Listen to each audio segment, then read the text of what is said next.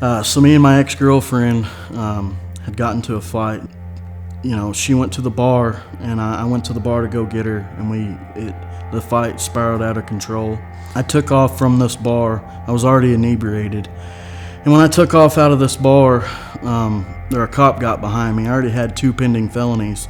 And when the cop got behind me, I floored it, and I was going about 110 miles an hour. Pulled up over the top of this hill, and there's these innocent people sitting there parked at a stop sign. Nobody deserved what happened that night. Addiction started with me. I remember my mom and dad using and drinking pretty heavily. Found my first joint in an ashtray when I was about 9 years old, and it just kind of spiraled from there. All the time since I went to so many different schools, I was always trying to find my self-worth in friendships, and then by 12 years old, I remember drinking pretty heavily. Let's say about to the age of 18, I was just fully addicted and consumed with drugs and alcohol. Let's fast forward to about 20. I got into a bad car wreck.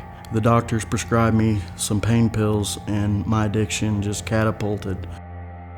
God was never a part of my life. The only God that I ever knew of was on our coffee table. There was a Buddha statue, and we was really superstitious and believed in good luck and stuff like that. I remember one time this guy that was a pretty bad influence on me when I was a kid.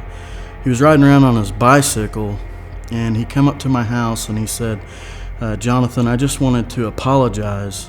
This guy, when I was 10 to 12 years old, he would drive around with his trunk of his car filled up with rocks, and he would try to convince me from 9 to 12 that these rocks had effigies in them of Indians, and he believed all this stuff because he was high on methamphetamine. And this gentleman, he ended up finding Christ and has been sober for years now. But he apologized to me then, and it planted a seed of Jesus, because he told me the reason why he's different is because Jesus made an impact on his life. Tried to self-medicate, tried to change relationships to get out of this addiction. Nothing would happen. Tried to change drugs, alcohol, the same old story. But by about the time of 26, I completely just gave up on life, gave up on myself. Finally, I lined up in a jail cell looking at about 50 years to life. And I remember what that man told me about Jesus. And I stretched my arms out like this, got on my hands and knees in a jail cell, and I just said, "God, if you're real, I'm going to need you to reveal yourself to me. I'm going to need you to step in my life and show me something that I've never seen before, and I'll follow you till I die." And he did, and that day was January 14th of 2011.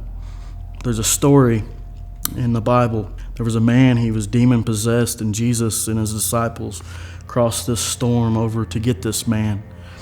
He was a nobody. Most people, he was an outcast. And when I read this story, I think of me and how everybody tried everything in their power to,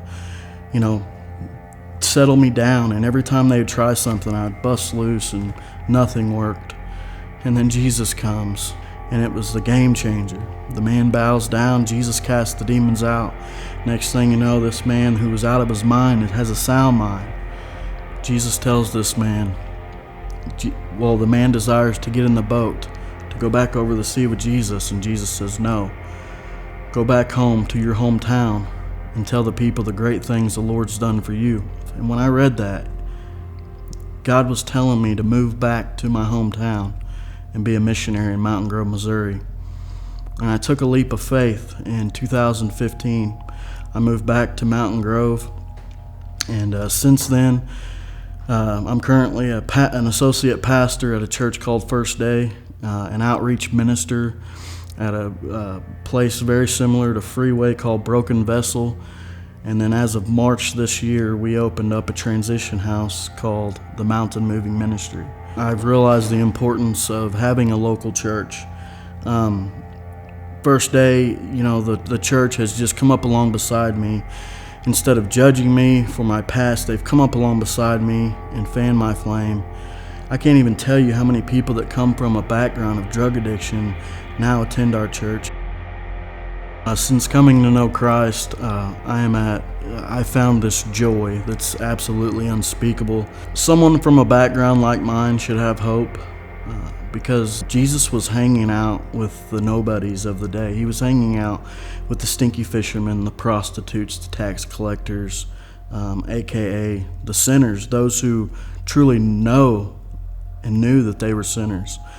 And today you can have hope that no matter what you've done, just as Jesus crossed over a sea to get to a man who was possessed with a legion of demons that everyone else gave up on, he can do the same for you.